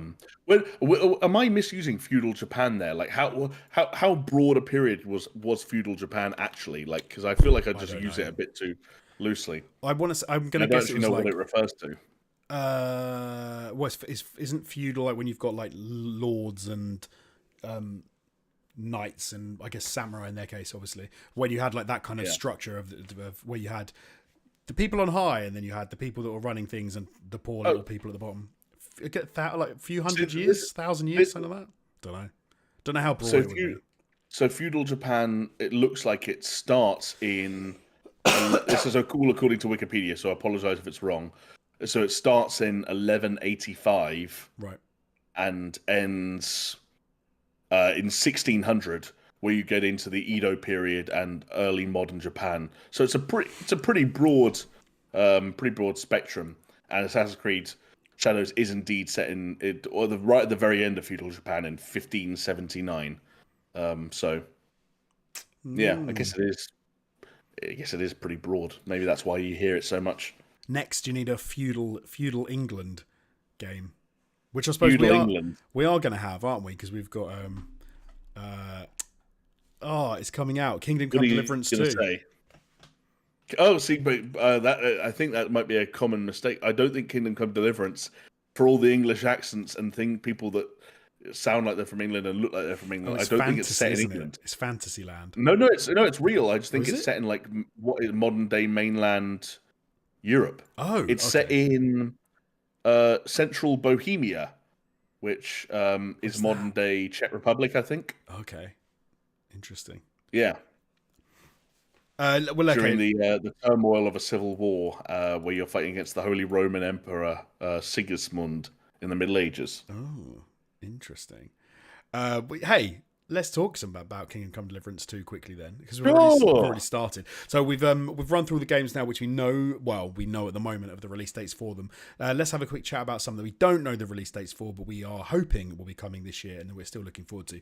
As we've just said, Kingdom Come Deliverance 2 is supposed to be coming out this year, PS5, Xbox Series X, and PC, and is not set in England or Fantasyland, which I thought it was either one of those, but it's not. No, but it's an authentic rendition of 15th century Bohemia. Does look pretty sick though. I'm excited for a bit of Kingdom Come Deliverance too. Yeah, I think it was one of those things where it's great that they were able to get that first one out. I know they won a lot of people over with it, but I think that a lot of people like you and I who are still kind of yet to have that Kingdom Come moment, the fact that they've got the opportunity and the time and the budget to double down on it and make something bigger and better is really intriguing. I still think there's something inherently cool about something that takes a lot of the trappings that we usually associate with the fantasy genre, like, swords and shields and horseback riding and stuff like that, and make something that's actually, like we just said, actually just an authentic historical experience rather than one where, oh, no, it's still swords and shields, but dragons are going to come over the crest of that hill any second now. Like, it's nice that someone kind of was like, no, we don't need the dragons this time. And that last trailer they showed during the summer, it had plenty of character, plenty of humor. It was a little bit Guy Ritchie, wasn't it? There's a touch of it was a little bit cheeky, it was a little bit sweary. I mean that as in swear wordy, not the developer. And I think it helps from a narrative perspective give you the idea that actually this is something that kind of has something a little bit different to say as well. Again, because it's so easy to fall into certain tropes when you're making like something that is like a medieval game like this. A lot of the kind of the story beats and character archetypes, we've seen them all a million times before in film and TV, for decades now. To have something that sort of felt a little bit different is encouraging. I just think it's a shame that Orlando Bloom isn't playing one of the title characters. We don't know that. He could still be cast. The worst actor in the world, according to Mr. Alex Jones. Not a worst actor, I said. Oh, sorry. Second worst actor in the world. We can't forget the worst actor in the world, Mr. Brad Pitt. No, he's a good bad actor. He's a good actor that acts bad sometimes, whereas Orlando Bloom is a bad actor that I like. Yeah. I'm going to need a glossary for all of this. You need to start writing down the definitions. Avowed is another game we hopefully comes out this year. I'm not too sure about. I'm off on Avowed. I think the first things we saw of it, I was kind of excited, and then the most recent trailer we saw, I thought it was a bit of a mess, stylistically. Right, yeah. Where are you at on Avowed? Kind of worried that I'm in the same spot. Do you know what else isn't helping with Avowed? Is that for a long time, every time I remembered the Outer Worlds, I was like, oh yeah, the Outer Worlds. That game came along, and that was Obsidian doing a Fallout style thing, but on a bit of a budget, and they went slightly smaller, slightly more reined in on the world, but the quality of the quests and the quality of the writing was still really strong. And I don't know why, but nowadays when I think back on the Outer Worlds, or I look at that kind of revamped version of the Outer Worlds that they put out on next gen platforms earlier in the year, and I'm like, how much did I actually enjoy the Outer Worlds? I know I didn't finish it. I know I don't remember very much of it. how much did I actually like of that game that I really remember liking? And this isn't my Yeah. way of saying questioning Obsidian's chops, because Pentiment was still really good, and of course, like Obsidian are going to be able to take New Vegas with them till their grave, because such is the popularity of that game. So I don't want to question the chops or the talent or anything like that. But yeah, nothing. I'm kind of with you. Nothing's gripped me yet. The world, the combat, the writing. I remember when they did show off that one quest. Do you remember that showcase in? I think it was in January, where that one where we first kind of saw indie properly for the first time, and they showed off like, oh, here's a bunch of different ways a side quest can play out from Avowed, and it was like you saw a character choosing a couple of different dialogue options, and it was like, this is one of those like ordinary side quests where one thing leads you to like going your separate ways with the character, another leads you to going your separate ways with the character but getting some money or an item, and another sees you immediately engaging with that character in combat. Right. Like I feel like that's the three eventualities of every. I don't know. Like it was very easy to be reductive about it. I was like, why don't you show something a little bit more unique, like a little bit more out there? And Yeah, I think that's what not we're exactly for pushing Avowed. the boat. They're not pushing the boat out by doing that, are they? Yeah. Like, we've come a long way from the days where Avowed was meant to be Obsidian's Skyrim. And like, oh, Xbox have written them a fat check and they're going off to make the Bethesda killer. And now you look at Avowed and you're like, it's definitely not that. I hope it's good.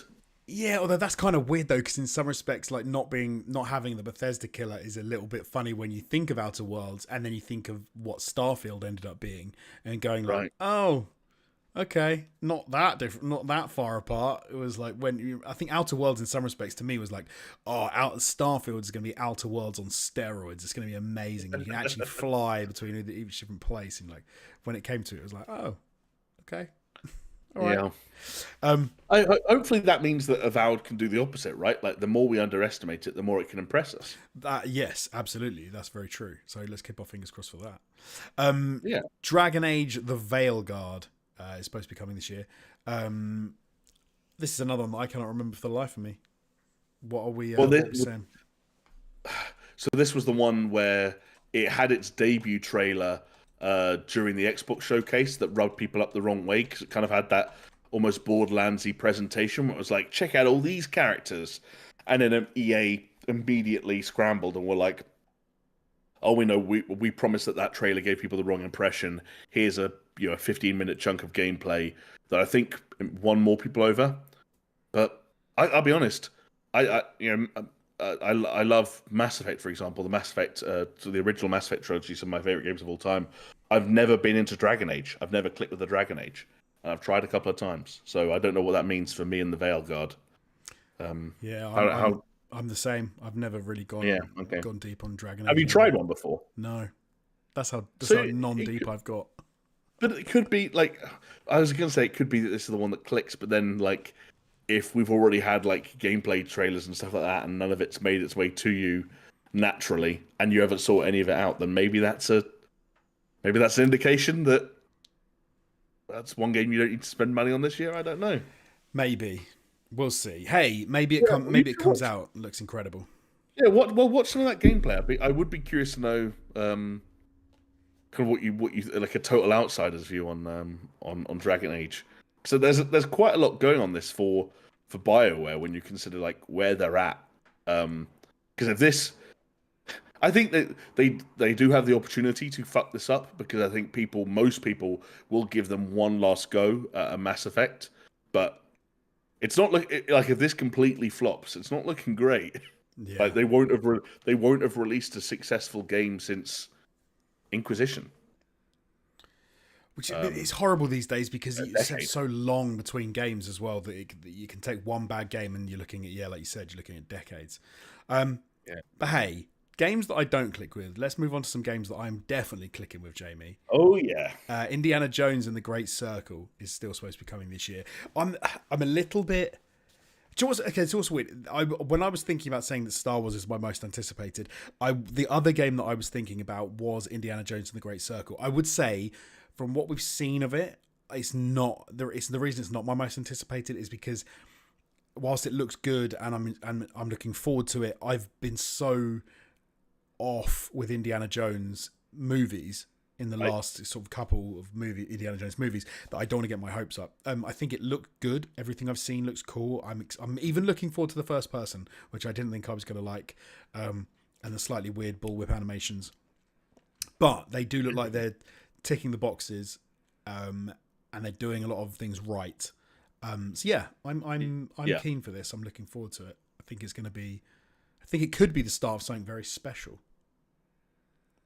You know what? Like, I'm actually going to agree with you. I'm not a big Indiana Jones guy, but I've also been kind of like sometimes hot and sometimes cold on the things we've seen of this game so far.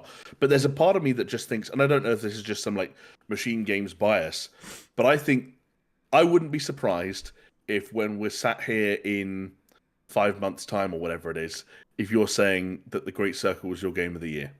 I think there's something about like its combination of like gameplay mechanics from the first person combat that I think they're being a little bit careful with in terms of how much they're showing of it. Like, you know, mostly focusing on melee combat and stealth and whip mechanics. And like the first person puzzling that again, they're probably being careful with because it probably doesn't trailer that well. And like they're trying to, you know, cut things to be as exciting and as engaging as they can be. I think when we're experiencing all of those things in motion in the context of what could be a great Indiana Jones story that goes right where some of the recent films, as you mentioned, have gone wrong.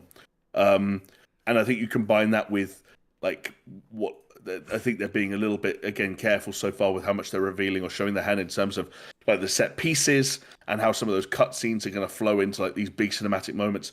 I think when it all comes together, it could be really cool. And I really hope it is, because Lord knows if Xbox have told Machine Games to stop making Wolfenstein to make a bad Indiana Jones game, I will blow my lid. And like, I don't know, Phil Spencer's going to be in trouble. That's all I'll say. My one area of concern around Machine Games is I'm not a big fan of some of their previous level design in the past. Totally fair. I think you nailed it with they're good at combat, they're good at set pieces, they're good at like bombast and kind of like the feel. But level design for me for them has definitely not been. I don't know if it's just maybe it's just not a priority for them. But if I think of something like Control, for example, of being some of the best level design I've seen, you know, in modern era, I would say Machine Games. And a game like Control, a game where I've picked out like bloody hell, they've done, the level design in some of this game is fantastic. So then when I think of Machine Games, one of the first things I think of is like they need to sort out some of their level design. And one thing that worries me about indie is that going to show up, or is that something they've rectified? So it's the only thing I would say is I'm a little concerned. Totally valid. Wolfenstein 2 did have some both Wolfenstein games and especially Youngblood, which I actually straight up didn't like at times. They have had some issues, and I hope as many of them as possible have been ironed out for the sake of a strong, cohesive showing from indie. We'll see. We have also, surprisingly, this year, Lego Horizon Adventures, which I think that could end up being absolutely wicked. Like if that gets the tone right, just looking at some of that sort of like early stuff, early gameplay that they've already put out there, does look like a great combination for me. Yeah, I hope it's good. I don't know if I could see it being. I think even if they nail their landing and they kind of execute everything they're going for, I think it's just going to be good. But I think that's maybe just where I'm at with Lego games in general. I do have two young children, which is definitely kind of my view of Lego games. We play them a lot. Oh yeah, and over and over again as well. Yep. And so you're just probably excited about the prospects of something you haven't seen before. Yeah, shiny and new. Whereas like the last Lego game I tried to play was that Star Wars, the complete sort of saga one. Yeah, let's go. And I bounced. I did not. I found that confusing structurally, right? And I bounced off it incredibly quickly. So I think this could be good, but I think it will be like a nice like breather for me, and nothing more. Whereas in your again, in your household, this could be the Jones household game of the year. It could be. It definitely could be. And like you said, a big part of that is purely because it will be played a lot. All Lego games are played a lot, and I think I've seen Jurassic World Lego or whatever it is, where it's all of the games, all of the Jurassic Park films in game form. I've seen them played so many times. Anything new. Have you seen some of the Lego games have started to be added to the PlayStation Plus game catalog? Like I saw Lego The Hobbit just got added. We're already playing Lego The Hobbit. We've already played some of Lego The Hobbit. Yeah. There you go. Okay, that tells me all I need to know. In that case, I'm gonna pray for you that Indiana Jones and Lego Horizon Adventures come out at a more or less similar time, so you can leave your kids in front of the PS5 and you can go and play Indy on your PC. Yeah, that would be perfect. That would actually work out really well. Metal Gear Solid Delta Snake Eater is coming as well this year. I never played the original, so maybe I will. Maybe I will get my teeth into this one. Yeah, it'll be. Do you know what? It'll be interesting to see how it plays and how it feels for someone that hasn't played the original, just given how much it looks like they're trying to kind of remain as authentic as possible in a lot of the things that they've certainly a lot of the communication that they've put out. I will say, just as an asterisk, this is the punchiest TBC 2024 probably of all the games we go through. I wouldn't be surprised if this gets knocked, or was maybe never a 2024 game to begin with. But yeah, like, it's been really interesting watching them start to promote this. It's some of the most candid that Konami have ever been about the nature of the Metal Gear Solid franchise and where it's at. Like, seeing an official Konami published video where they mention Hideo Kojima by name, like, I never thought we'd get to that stage again, and kind of acknowledging the series, acknowledging what they've done to it and what it is without him. Like, it's been fascinating watching them be so open with that.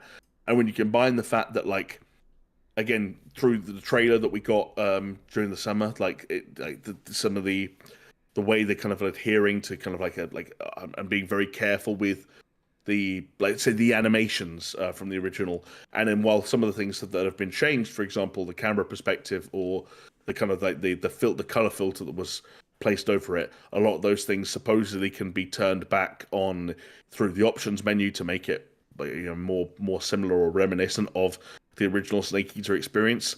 It really does make it look like that their interpretation of the word remake is, let's make a really good looking version of that game that people remember playing. And I think that's kind of cool. Yeah. I really hope it's good. I really hope that they kind of nail that was in fact the mission statement, and that they're kind of like paying homage to, you know, one of the better. Actually, I don't know what my ranking of Metal Gear Solid games would be, but a very good Metal Gear Solid game, and that it gets introduced to a whole new, you know, range of people, yourself included, in the process. I can rank them for you. I've only played 2 of them, so I can rank it. Okay, are you just going mainline numbered Metal Gear Solid games, or are you including Metal Gear games? Are you including like just Metal spin-offs Gear Solid and handheld stuff? No, mainline. Okay. I've played 2 Metal Gear Solid games, so I can only include 2. So number 1 is number 1. Okay. Yep. And then at number 2 or last is Metal Gear Solid 5.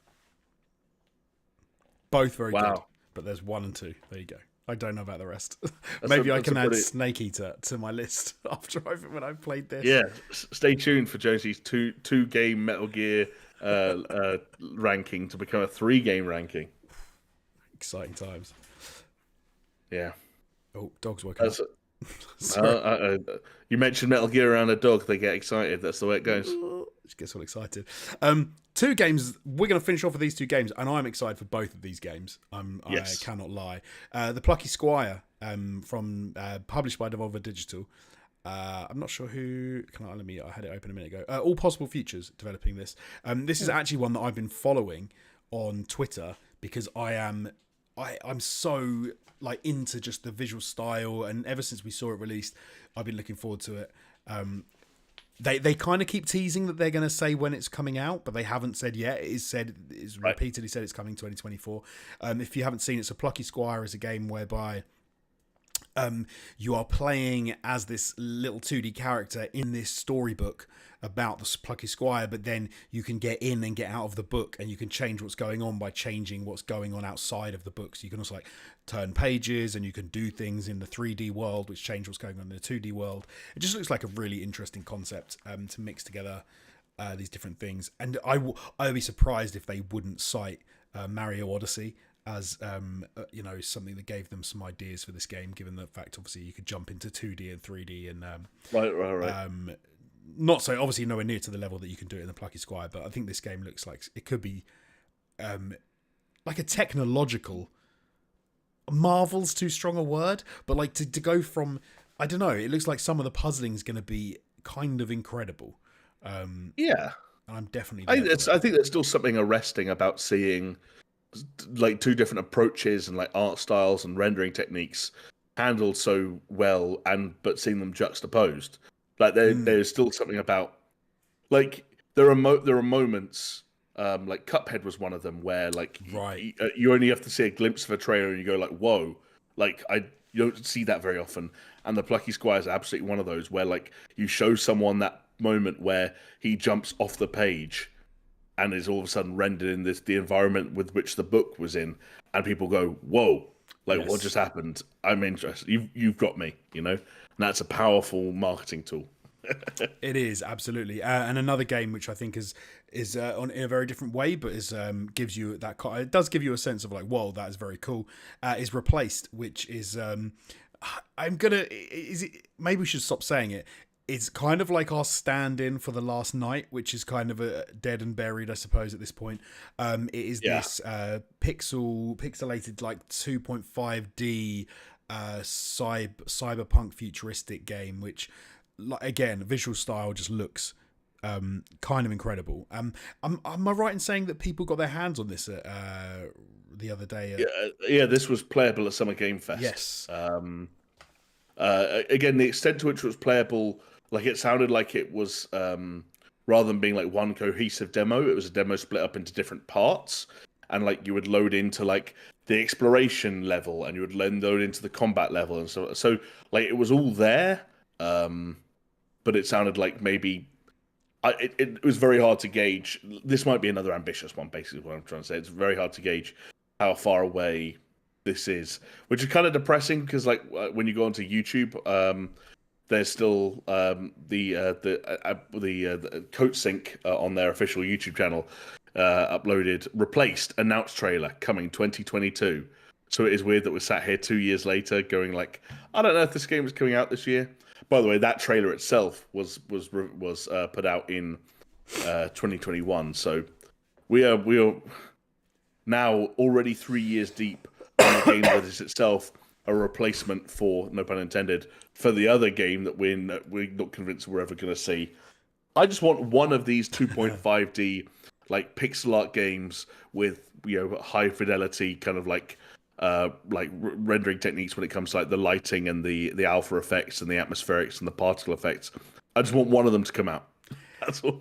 So as we're chatting on Discord, I can see that I'm a member of the Last Night Discord server, and I know that I think the last time I looked at it, I want to say this. So the devs are still making it. I don't know how many people are on it, but I know the last thing I saw the last night was they were basically saying, from what I would say, it sounded like that they've effectively completely scrapped what they were going to do and have started from scratch, but it's still going to have the same aesthetic.